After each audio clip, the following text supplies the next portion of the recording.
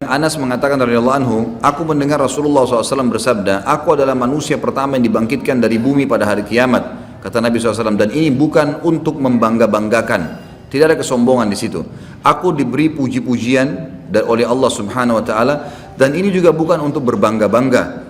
Aku adalah sayyid atau penghulu manusia pada hari kiamat, dan ini juga bukan untuk berbangga-bangga. Aku orang pertama yang masuk surga pada hari kiamat, dan ini juga bukan untuk berbangga-bangga atau sombong. Aku mendatangi pintu surga seraya memegang pegangannya. Maka mereka bertanya, siapakah ini? Para malaikat bertanya, maka aku menjawab, aku adalah Muhammad. Mereka pun membukakan pintu untukku, lalu aku masuk, ternyata aku menjumpai Al-Jabbar di hadapanku, Allah Azza wa Jal. Maka aku bersujud kepadanya. Dia mengatakan, angkat kepalamu wahai Muhammad, bicaralah, maka pembicaraanmu akan didengarkan. Katakanlah, maka perkataanmu akan diterima. Mintalah syafaat, maka syafaatmu akan diperkenankan. Aku pun mengangkat kepalaku, lalu aku mengatakan, umatku, umatku, wahai Rabbi. Wahai dia Allah SWT lalu mengatakan, pergilah kepada umatmu, siapa yang kamu dapati dari hatinya terdapat sebesar biji gandum dari keimanan, maka masukkan ia ke dalam surga.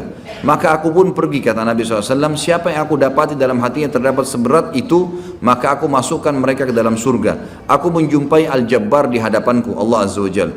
Maka aku bersujud kepadanya, dan dia mengatakan, angkat kepalamu wahai Muhammad, bicaralah, maka pembicaraanmu akan didengarkan. Katakanlah, maka perkataanmu akan diterima. Mintalah syafaat, maka syafaatmu akan diperkenankan. Aku pun mengangkat kepalaku, lalu aku mengatakan, umatku, umatku, wahai Rabb.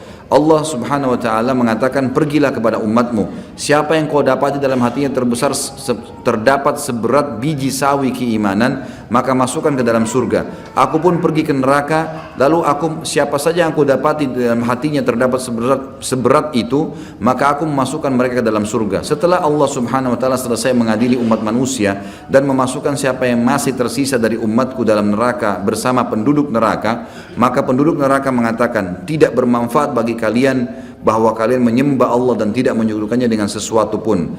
Al-Jabbar berkata, jadi nanti ahli maksiat dari kaum muslimin akan masuk neraka. Begitu masuk neraka, penghuni neraka dari orang kafir berkata kepada mereka, tidak ada manfaatnya kalian masuk Islam, tidak ada manfaatnya kalian menyembah Allah dan tidak menyekutukannya, buktinya kalian masuk neraka juga. Lalu Al-Jabbar, Allah Azza wa Jal mengatakan, demi keperkasaanku, sungguh aku bebaskan mereka dari neraka. Lalu dia, Allah SWT mengutus para malaikat kepada mereka, orang-orang yang beriman dari umat Islam itu, untuk mengeluarkan mereka dari neraka dalam keadaan telah hangus. Lalu mereka dimasukkan di sungai kehidupan. Maka mereka tumbuh di dalamnya sebagaimana biji-biji tumbuh di bui aliran air, dan ditulis di kening mereka adalah orang-orang yang dibebaskan Allah, atau al-utaqa atau al-utaqaur rahman. Kemudian mereka dibawa pergi, lalu mereka dimasukkan dalam surga. Maka ahli surga menyebutkan mereka dengan jahannamiyun, atau mantan penghuni neraka jahannam. Al-Jabbar berkata, tetapi mereka adalah orang-orang yang dibebaskan oleh Al-Jabbar. Hadis ini sahih riwayat Imam Ahmad.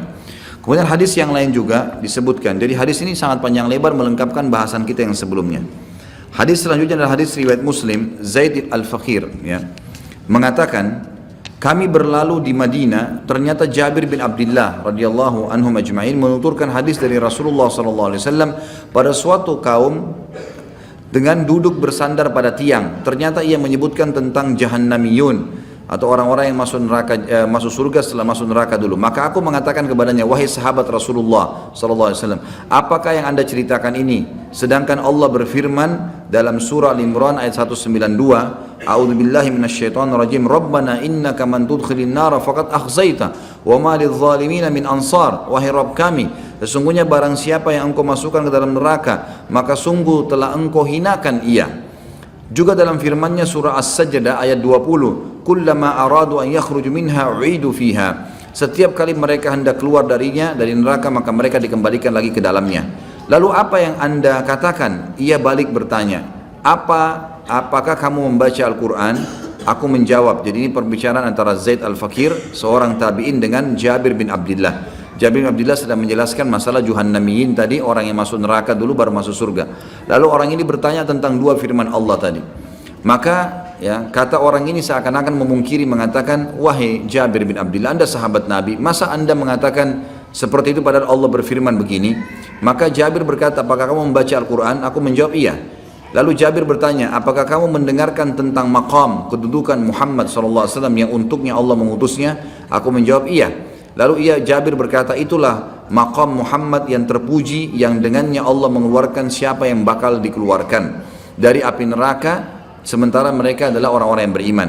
Kemudian ia menggambarkan pemasangan sirat yang berlalunya manusia di atasnya. Lalu perawi mengatakan, aku khawatir bila aku tidak menghafal hal itu, karena cukup panjang riwayat disampaikan oleh Jabir. Cuma ia menyangka bahwa satu kaum akan keluar dari neraka setelah mereka berada di dalamnya, yakni mereka keluar seolah-olah hitamnya sumsum. Kemudian mereka memasuki sungai dari sungai-sungai surga, lalu mandi di dalamnya, lantas mereka keluar seperti kertas yang bersih. Lalu dikatakan yang dimaksud dengan idan sumsum di sini adalah sumsum yang sudah yang dikenal, ya, maksudnya ada di zaman para sahabat biasanya sumsum dari tulang diambil lalu dicampur dengan bumbu-bumbu sehingga berubah dari putih menjadi warna yang gelap. Maka yang dimaksud adalah seperti itulah keadaan mereka, ya. Lalu kalau dibiarkan di atas matahari maka dia akan menjadi hitam. Mereka disurupakan dengan itu karena warnanya keluar dari api neraka dengan sangat hitam, Allahu alam.